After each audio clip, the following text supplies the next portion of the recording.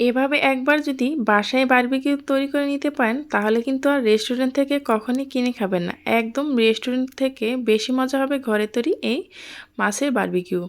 দেখতে পাচ্ছেন কালারটা কত সুন্দর আর কতটা ভিতর থেকে জুসি। আসসালামু আলাইকুম সুপ্রিয় দর্শক, কেমন আছেন সবাই? আশা করি সবাই অনেক ভালো আছেন এবং সুস্থ আছেন। বাসায় থাকা যে কোনো মাছ দিয়েই তৈরি করে নিতে পারেন ভীষণই মজার মাছেরই বারবিকিউ, তাও আবার খুব সহজে যে কোনো টাইমে।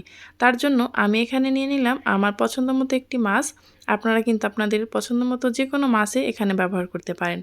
এখন মাছটাকে ভালোভাবে কেটে ধুয়ে আমি পরিষ্কার করে নিচ্ছি। আর এভাবে করে ছুরি দিয়ে আমি একটু কেটে নিচ্ছি। ছুরি দিয়ে এভাবে করে কেটে নিলে কি হবে, মশলাগুলো ভালোভাবে মাছের ভিতরে খুব সুন্দরভাবে ঢুকে যাবে। এখন আমি এটাকে কেটে নেওয়ার পর একটু ভালোভাবে ধুয়ে পরিষ্কার করে নিলাম। তারপর আমি এখানে কিছু মশলা অ্যাড করব। এই মশলাগুলো অবশ্যই দেবেন, তাহলে কিন্তু বারবিকিউটা খেতে ভীষণই মজা হবে। প্রথমে এখানে দিয়ে দিলাম অল্প একটু আদা বাটা, মানে হাফ চা চামচের মতো আদা বাটা এবং রসুন বাটা। এখানে এখন দিয়ে দিচ্ছি হাফ চা চামচ হলুদ গুঁড়ো, হাফ চা চামচ মরিচ গুঁড়ো, স্বাদ মতো লবণ, ধনিয়া গুঁড়ো, জিরা গুঁড়ো। এখন এখানে দিয়ে দিচ্ছি অল্প একটু পরিমাণ কর্নফ্লাওয়ার, সাথে দিয়ে দিচ্ছি বারবিকিউর মশলা 1 চা চামচ। এখন এখানে দিয়ে দিচ্ছি হাফ চা চামচ সয়া সস আর দিয়ে দিচ্ছি আমি এখানে সরিষার তেল। এখন এই সব উপকরণ হাতের সাহায্যে ভালোভাবে একটু মিক্স করে নিচ্ছি। আমি যে মশলাগুলো ব্যবহার করেছি অবশ্যই কিন্তু এই মশলাগুলো দিতে হবে, তা না হলে কিন্তু খেতে বেশি একটা ভালো লাগবে না। এখন মাছের ভিতরে এভাবে করে আমি ভালোভাবে হাতের সাহায্যে একটু মেখে নিচ্ছি। এভাবে করে মেখে নিলে কিন্তু মশলাটা যত এই মাছের ভিতরে ঢুকবে এই বারবিকিউটা কিন্তু খেতে ভীষণই ভালো লাগবে। আপনাদের বাসায় থাকা যে কোনো মাছ দিয়ে কিন্তু আপনারা এই বারবিকিউটা করে নিতে পারেন। দেখা যায় এভাবে যদি একবার বাসায় তৈরি করেন তাহলে কিন্তু আর রেস্টুরেন্ট থেকে খাবেন না। খুব সহজেই কিন্তু যদি এত মজাদার বারবিকিউ তৈরি করা না যায় তাহলে কিন্তু আর কষ্ট করে রেস্টুরেন্ট থেকেও খেতে হবে না, এবং তাও আবার চড়া দাম দিয়ে।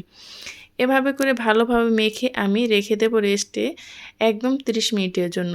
30 মিনিট পর আমি এটাকে ভেজে নেব। ফিরে আসছি 30 মিনিট পর। দেখতে পাচ্ছেন 30 মিনিটের ভিতরে কিন্তু এর ভিতরে মশলাটা একদম ভালোভাবে মিশে গেছে। কোনো রকম ওভেন ছাড়া, কয়লা ছাড়াই আমি ফ্রাই প্যানে ভেজে দেখাবো খুব সুন্দরভাবে। এখন আমি এখানে দিয়ে দিলাম হাফ চা চামচের মতো সয়াবিন তেল এবং হাফ চা চামচের মতো দিয়ে দিচ্ছি আমি সরিষা তেল।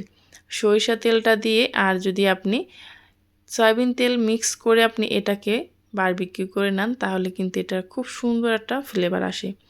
এখন আমি এটাকে ভালোভাবে উল্টিয়ে পাল্টিয়ে একটু ভেজে নিচ্ছি, দেখতেই পারছেন।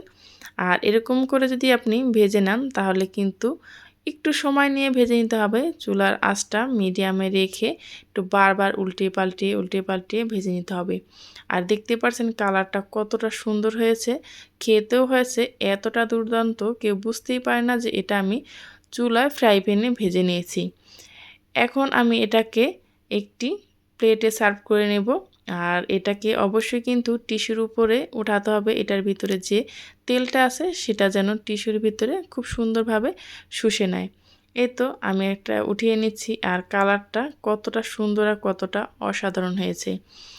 এটা যদি আপনি বাসায় তৈরি করে দেন যে কেউ বুঝতেই পারবেন না যে আপনি এটা বাসায় তৈরি করেছেন। সবাই তো ভেবে নেবে এটা আপনি রেস্টুরেন্ট থেকে আনিয়েছেন। এখন আমি একটু ডেকোরেশন করে নিচ্ছি খুব সুন্দরভাবে। আর এটা কেউ প্রথমে দেখে বুঝতেই পারবে না যে ঘরে তৈরি করেছেন ডেকোরেশন দেখে। তাই আমি বলবো রেস্টুরেন্টে না গিয়ে ঘরে কিন্তু খুব সহজে এভাবে করে তৈরি করে নিতে পারেন। আমি এটাকে সসের সাথে পরিবেশন করছি। আপনারা চাইলে কিন্তু মেয়োনিজ দিয়েও তৈরি করে নিতে পারেন, এটাকে খেতে পারেন। এই তো দেখতে পাচ্ছেন ভেতরটা কতটা সুন্দর আর কতটা লোভনীয় হয়েছে। আমার এই ভিডিওটা যদি আপনাদের কাছে ভালো লেগে থাকে তাহলে প্লিজ চ্যানেলটি সাবস্ক্রাইব করে পাশে থাকা বেল আইকনটা ক্লিক করে রাখবেন। যারা ফেসবুক পেজ থেকে দেখছেন চাইলে পেজটি ফলো দিয়ে আমার সাথেই থাকতে পারেন। আর মাছের ভেতরটা কতটা সুন্দর আর কতটা জুসি হয়েছে সেটা কিন্তু আমি কিন্তু এর ভিতরে কিছু আলু ফ্রেঞ্চ ফ্রাইয়ের মতো করে ছোট ছোট করে কেটে ভেজে নিয়েছি। এরকম যদি বাচ্চাদের বিকেলে তৈরি করে দেওয়া যায় অথবা সন্ধ্যায় নাস্তা হিসেবে, ওরা কিন্তু এমনিতেই খুশি হয়ে খেয়ে নেবে এবং খুব সহজে ওরা পড়তে বসে যাবে, এতটা খুশি হবে। তাই পরবর্তী ভিডিও পর্যন্ত সবাই ভালো থাকবেন, সুস্থ থাকবেন। আমার এই ভিডিওটা বেশি ভালো লেগে থাকলে কাছের মানুষের কাছে শেয়ার করে দিতে পারেন। আল্লাহ হাফেজ।